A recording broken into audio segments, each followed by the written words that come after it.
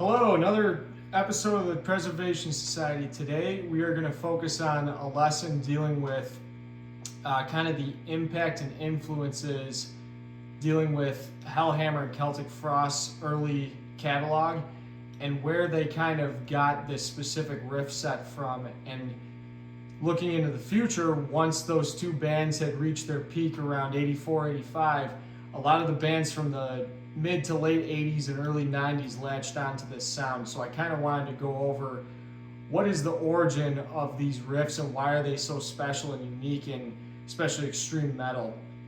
You'll find that if you listen to a lot of these bands, they have a really obscure quality to them. And I think it's because the way that Tom played guitar throughout these seminal albums and EPs, he was influenced by a ton of bands over here in the new wave in the 1970s that had this very sometimes jagged rhythmic structure. We're going to talk about that a lot. There was a lot of chromaticism being used with the tritone. Tom used to throw in a lot of string bending and natural harmonics as well.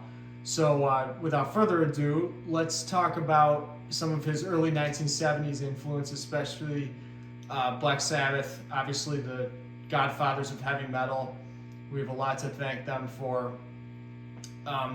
Not taking away from the first two Black Sabbath albums, Paranoid and Black Sabbath from 70 and 71, what Tony Iommi kind of was moving towards, especially on Master of Reality Volume 4 in 72 and Sabbath Bloody Sabbath in 1973, he was basically moving a little bit more away from, we'll call it the blues, regular blues riffs like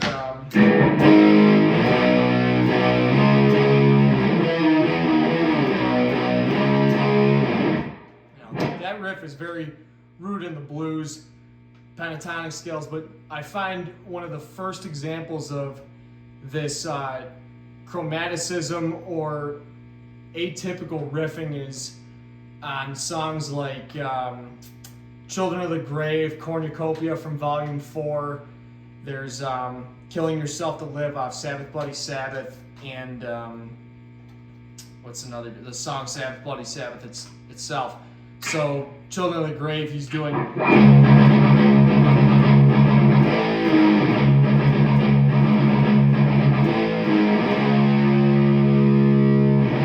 And Cornucopia, the beginning of that riff, one of his most devastating of all time.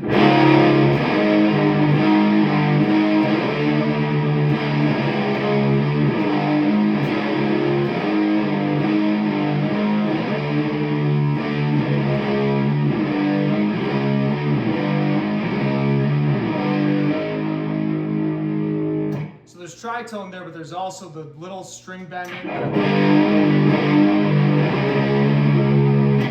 Kind of hear that. There's obvious tritone.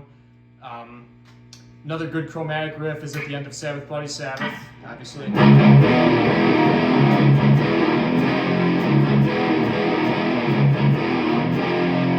another good one.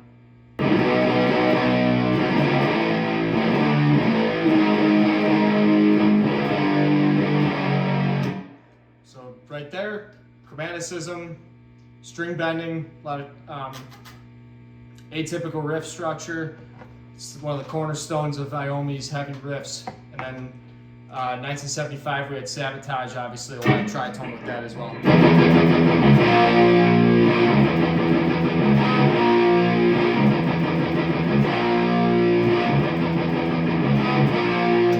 So Sabbath laid the cornerstone, and then we move on to Angel Witch, typically regarded as a new wave of British heavy metal band in the 1980s, but I think it's important to listen to their 78 demo, the Sweet Danger EP from 1980, and the self-titled 1980 album, which had a lot of these qualities to them. There's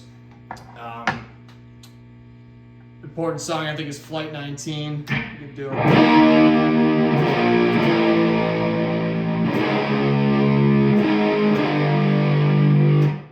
That's a cool riff.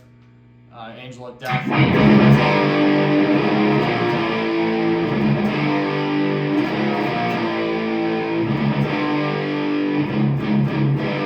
Nice tritone with a weird notes thrown in between. Kevin Hayborn kind of, in my opinion, took the Black Sabbath formula and brought it to a more urgent form of music that was being developed in what we now call the new wave of British heavy metal. I guess there's not much else I could say more about that other than songs like Hades Paradise have a lot of jagged riffs to it. Flight 19, Baphomet. There's Atlantis, Angel of Death.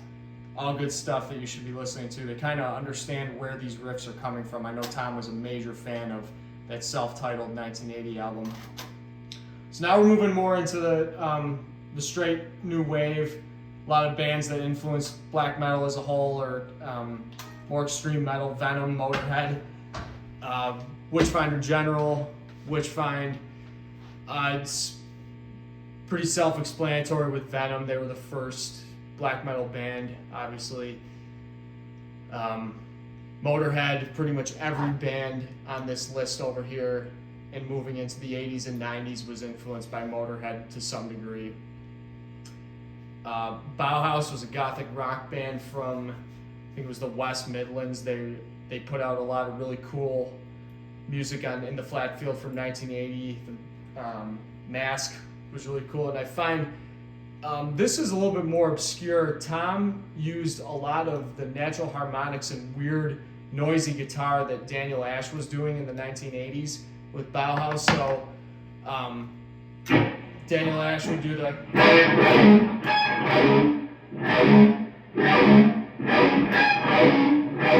that's Lilies and Remains.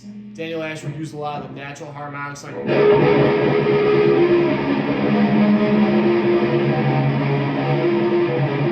and obviously chromatic riffs like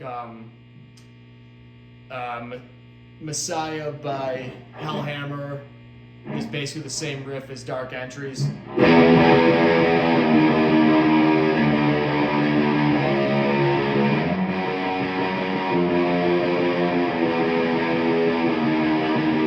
that's the Bauhaus riff, and then Messiah's.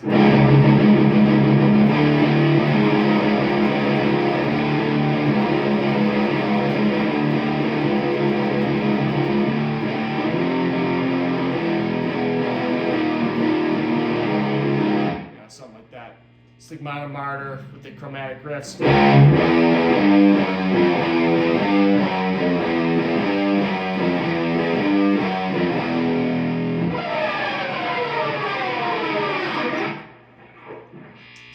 what else we got? Another quick Easter egg. Daniel Ash's guitar tone that he used to have back in the day, he used an H&H solid state amp with a Watkins copycat echo. Funny enough, one of the first rigs that Tom Warrior owned was also an H&H solid state with a Laney cabinet back in the day, and obviously Laney was used by Black Sabbath and Witchfinder General. A lot of the 70s heavies used Laneys, especially Jameson, Raid, and Slade. What else more is there to say? Jaguar, pretty known for playing faster than most of the other new wave of British heavy metal bands, kind of in the same contingent, speed-wise as like Venom. You can hear a lot of influence from Jaguar's early stuff, like Stormchild, which was on the, I think it was Heavy Metal Heroes comp, something like that, from 81 or 82, that Tom was a big fan of. And interestingly enough, you'll note, if you listen to Power Games from 1983 from Jaguar, that guitar tone is very similar to the Hellhammer and Celtic Frost tone. It's similar to Onslaught. Who else used that one? I think Deathstrike used something very similar. It's basically the Marshall JCM 800 with a tube screamer, but in the early days, Tom Warrior used a JCM 800 with a Boss DS1. But Gary Peppard from Jaguar used I think it was a JMP with a tube screamer, a Carlsboro Echo, and a wah-wah pedal. I think he also used an Ibanez chorus as well to kind of fatten up his sound. So Jaguar is definitely a really important band. Discharge that to me is the other great exponent besides Black Sabbath when we're talking where did all these riffs come from. Discharge uses the jagged rhythmic structure, chromaticism, not a lot of string bendings or natural harmonics, but Tony Bones Roberts definitely was a master at using chromaticism in that very urgent punk style that was emulated by, you know, a lot of these bands over here, especially Death Strike, Napalm Death, and pretty much throw a dart over here. I'm pretty, you know, Slaughter. A lot of those bands use the discharge formula, especially. I threw an Exciter on there because I know Tom was a massive fan of that Heavy Metal Maniac album, excuse me. And they actually modeled their Tom sound on, I think it was Apocalyptic Raids from Exciter's sound on that album. I threw in Crude SS. That was a Swedish punk, kind of a crusty, nasty punk band from the early 1980s. It's very interesting. Ebbe, the guitar player, used almost the same rig. It was a MXR Distortion Plus pedal instead of a tube screamer.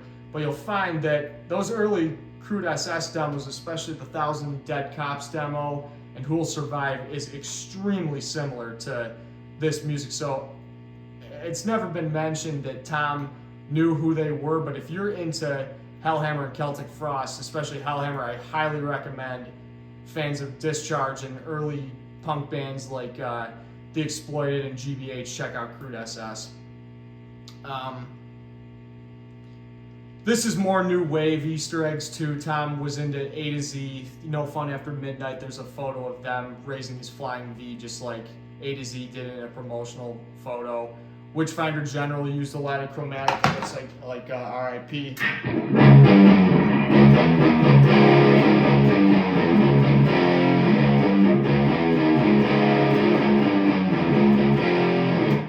know, something like that.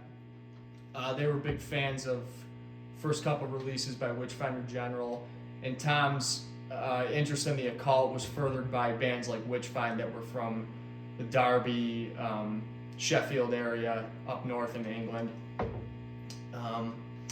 Let's move forward, talk about just really quickly in case people aren't familiar with Hellhammer and Celtic Frost seminal influence or releases, we'll call it. There's the Triumph of Death demo from '83, which is more akin to like Jaguar, Motorhead, Venom, but they kind of developed their own sound in my opinion when it came to the Satanic Rites demo in 1983. Arguably my favorite release from them. It's 40 minutes of just pure nasty black metal, very, very ahead of its time. Classic songs that eventually became, they picked songs like Triumph of Death, Massacre, Third of the Storms. A lot of it's on Satanic Rites, but I think the flagship song from the Hellhammer days is Triumph of Death, and it's really, they took, again, I keep going on like a broken record, but it's the chromaticism, jagged rhythmic structure, and the tritone all kind of thrown into one with that first riff that he did.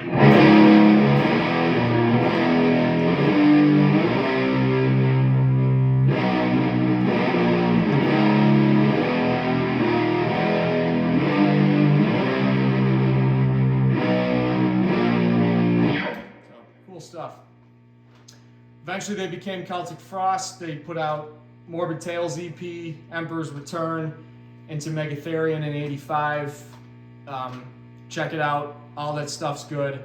I'd say for any newbies out there, basically the only thing that might be hard to listen to is the first Triumph of Death demo. I think it was also called Death Fiend. Check it all out. There's a lot of cool riffs on there. One of my favorites is Fainted Eyes off of To Megatherion. That's a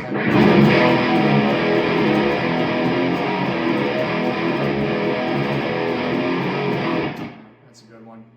Let's move on to some of the bands that were influenced by this sound and kind of latched onto it from the mid to late 80s and then moving into the 90s. Slaughter was a band from Canada, up in the Toronto area. They were kind of Discharge, Hellhammer, and basically did that formula much faster than everyone else at the time. They had contact with Chuck back in the day. Chuck was in the band for a couple weeks from what I remember. But Slaughter is basically a major exponent of contingent of bands that latched onto that Hellhammer sound. I think they even used to cover Massacre back in the day. The classic Slaughter riff is Fuck of Death.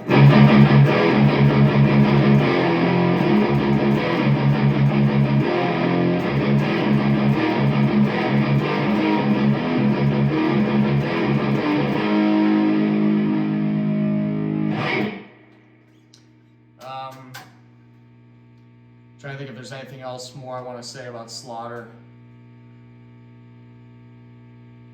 Just more chromatic riffs.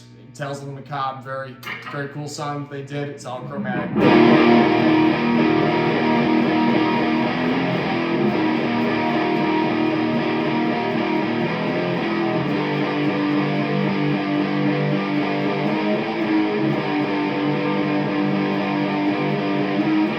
And they did the string bending.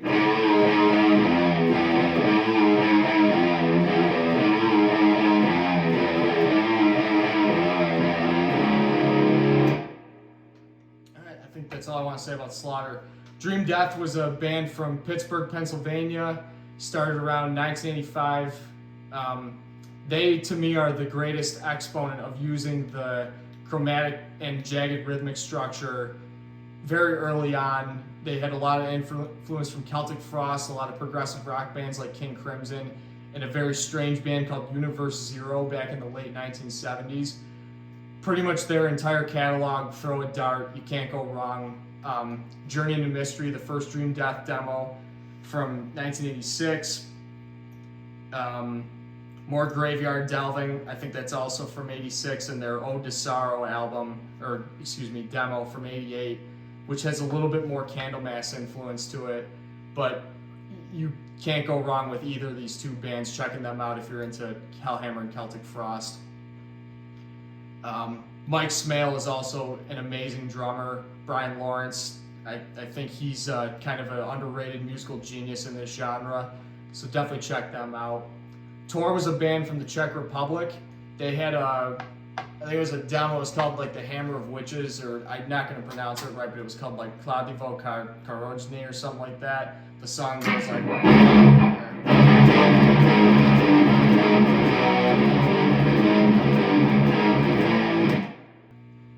They had a couple Celtic Frost influences back in the day. That demo, believe it or not, is recorded completely live. I really like it. There's it's not Celtic Frost or Hellhammer influence, but it does have a really cool song called Life and Death, or in Czech I think it's Zivil Never Smrt. Definitely check that one out. Samhain was a band from Denmark. I think the two of the leaders in the band had Blackthorn magazine, which influenced Darkthrone name, and they put out a demo in 1985, which is kind of like Possessed and Hellhammer thrown together. It's called The Courier. It's got 3 songs on it, and basically the whole thing is Hellhammer Celtic Frost worship. It's that demo to me is untouchable. I think Midian Creations put it out back in the day. Wim Bayless, if anyone's ever seen his name on a lot of these old releases, pretty much my hard and fast rule is if Wim Bayless's name is on it, go get it. So that's Samhain from Denmark. They had, I think it's Salvation, Plague of Messiah, Prince of Evil. Those 3 songs are just absolutely freaking killer. Check them out. There's Onslaught, which was an English band from back in the day. They, to me, are between Onslaught, Crude SS, and Hellhammer, they're kind of the missing link between where does street punk and heavy metal mix. So definitely check out their Power from Hell album from, I think it's spring 1985 that was released. And Nige Rocket used the exact same rig as Tom Warrior back in the day. So you'll hear very, very similar sound.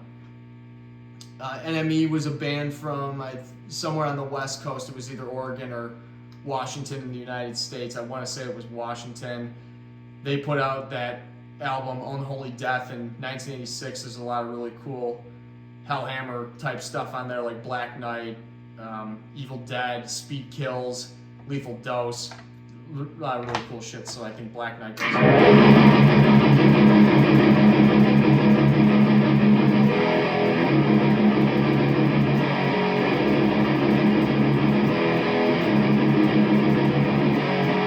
Dead Simple. Warrior's another really good song on that.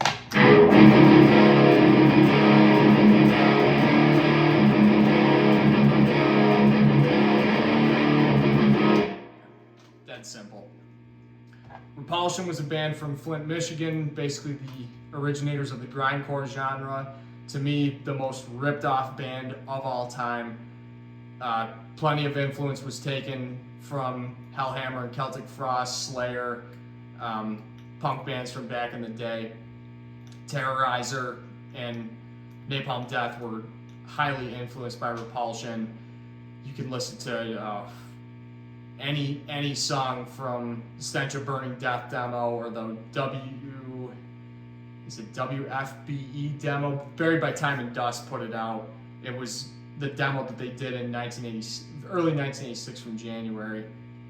Any Repulsion song, Festering Boils, Bodily Dismemberment, Horrified, it's all got chromaticism, jagged rhythmic structure, super fast riffing. Arguably the founders of grindcore, that's for other people to decide, but moving on. Massacre, one of the earliest death metal bands, highly influenced by Hellhammer, Celtic Frost. I think, was it Alan West from Obituary was part of the first incarnation of that band. They have 2 demos from 1986 that have a ton of influence from Celtic Frost, Hellhammer.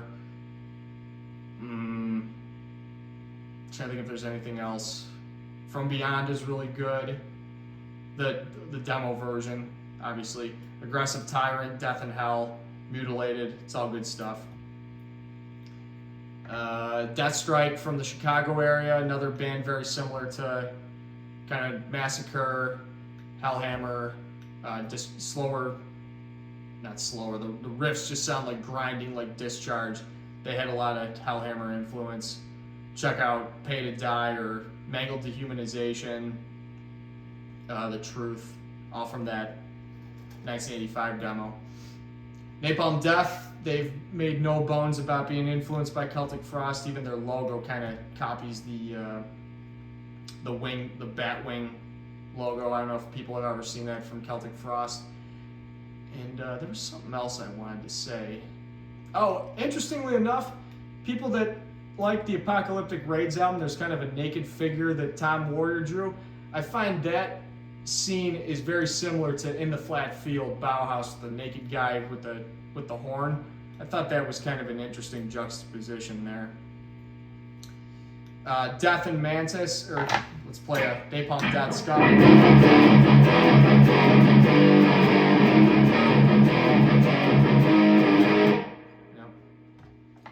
A lot of classic Napalm Death riffs taken directly from Hellhammer and Celtic Frost.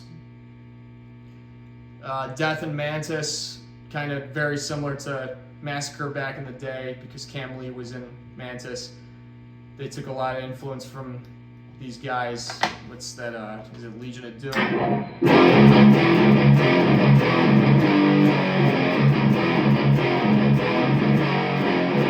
I'm not playing it right, but it's something like that. That's a big Celtic Frost riff. Obituary, Slowly We Rot. This band, death metal band from Florida.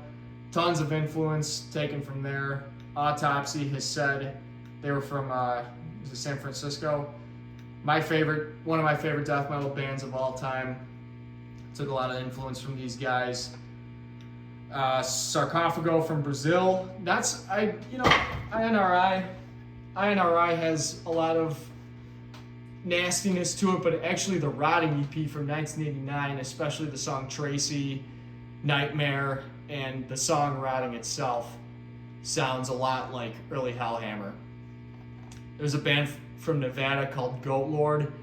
If you listen to the Reflections of the Solstice album from 91, Underground Church, sounds a lot like a Hellhammer riff. I can play that really quick.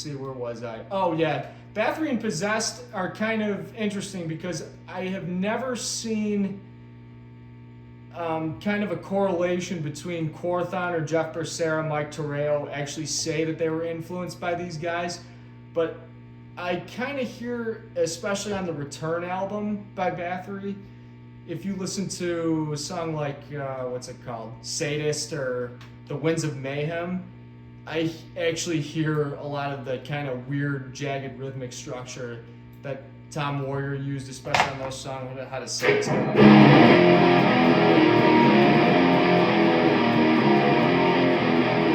That's the riff to Sadist, and what's The Wind of Mayhem?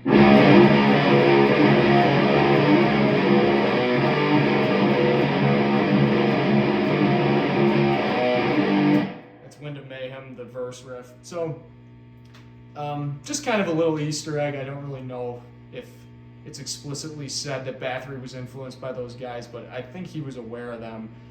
And Possessed is more influenced by Slayer and Exodus. They're more Bay Area thrash, but I consider them extremely important to early death metal, possibly the first.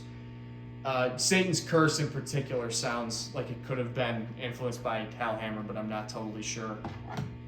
Terrorizer was Pete Sandoval and what's his name, Oscar Garcia's grindcore band.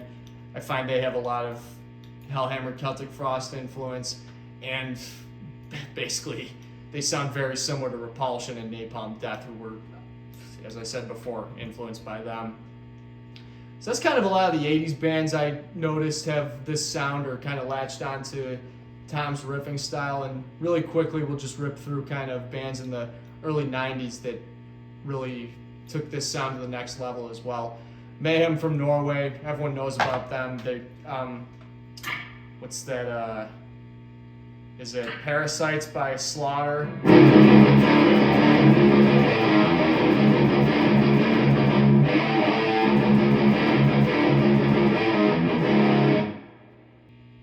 Chainsaw.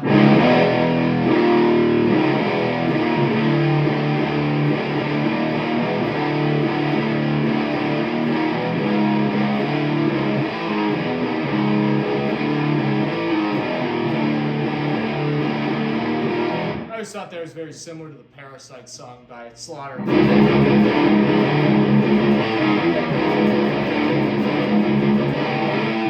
Almost the same chords, same notes, just moved around a little bit. All the members of Mayhem, Dead, Necro Butcher, Euronymous, what's the last one, Hellhammer, they were all influenced by these guys, especially that Satanic Rites demo. They practically named themselves after a lot of these releases. Maniac. Darkthrone, they're probably the greatest amalgamation between Bathory and Celtic Frost.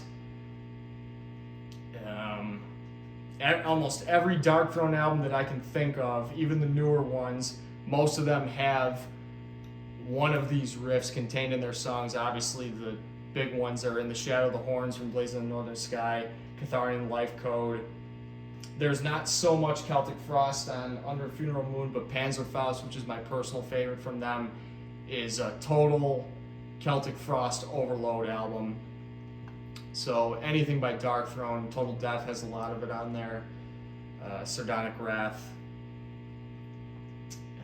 Moving forward, Carpathian Forest, originally called Enthroned back in the early 90s. They have that demo, I think it's called Bloodlust and Perversion from 1992. Bloodlust and Perversion, the song, I think is really cool. What's that other one that goes? It's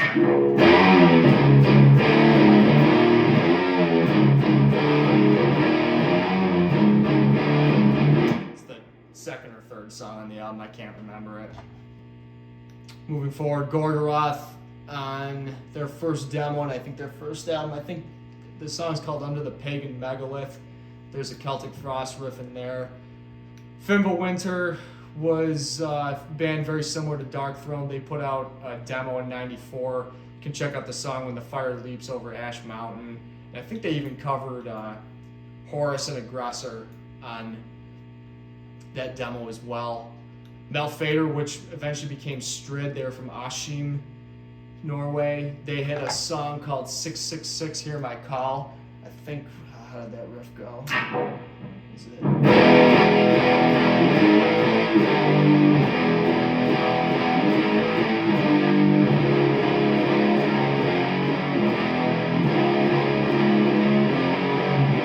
Something like that. They had a couple Celtic Frost bits and pieces thrown in there. Fenrir's side project, Isengard, specifically the song Storm of Evil from 1991, that has a couple of these styled riffs in there. Interestingly, there's two Swiss bands that really latched onto that sound. Most people know Samael. There's the Medieval Prophecy from 1988, and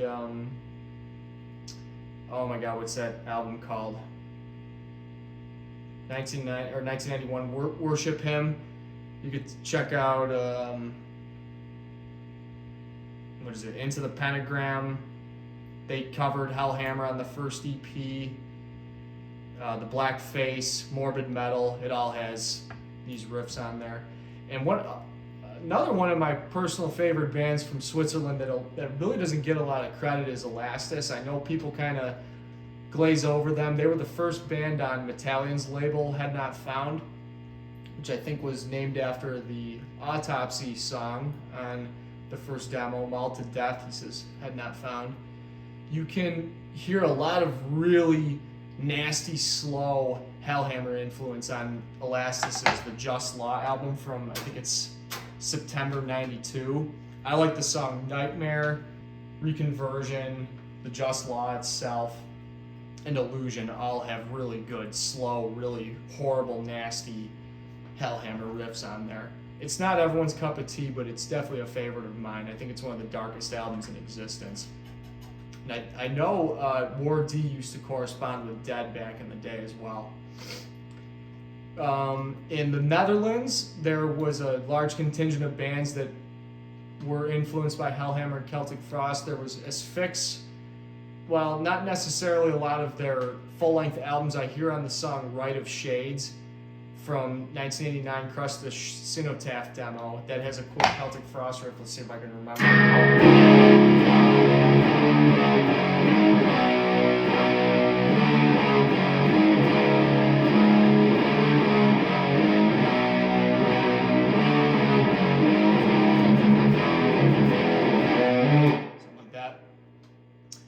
So there's that one example that I could think of with this fix.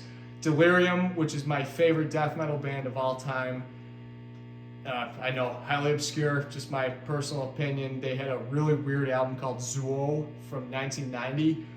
That entire album is chock full of Hellhammer and Celtic Frost riffs, especially the Sign of Earth.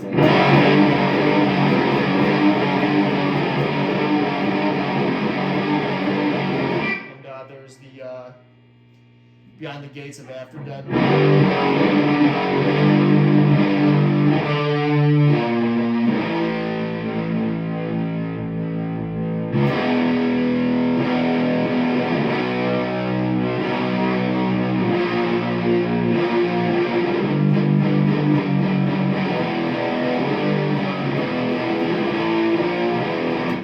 Everyone's got their formula for redoing Triumph of Death from Apocalyptic Raids. There's Delirium did it with Beyond the Gates of After Dead. Samael did it with Into the Pentagram.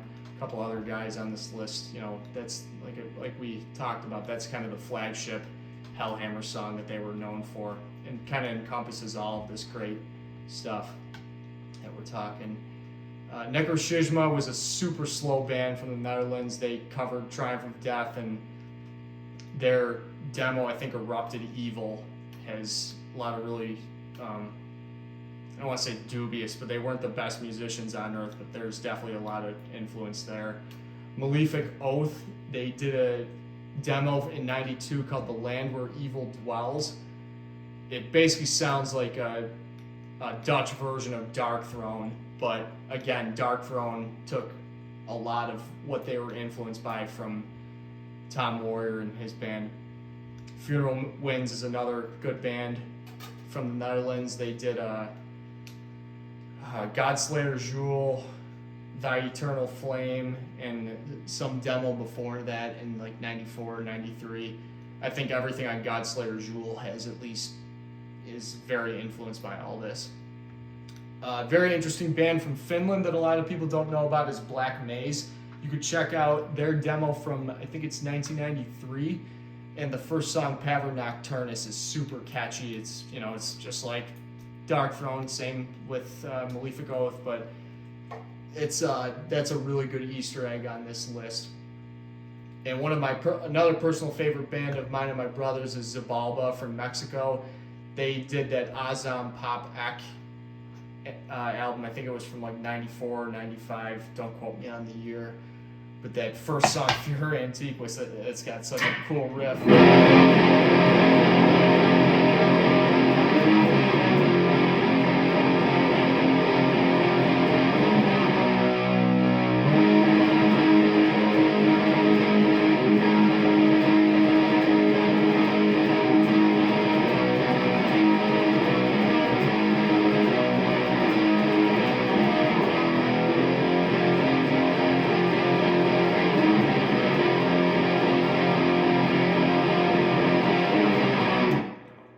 Stuff.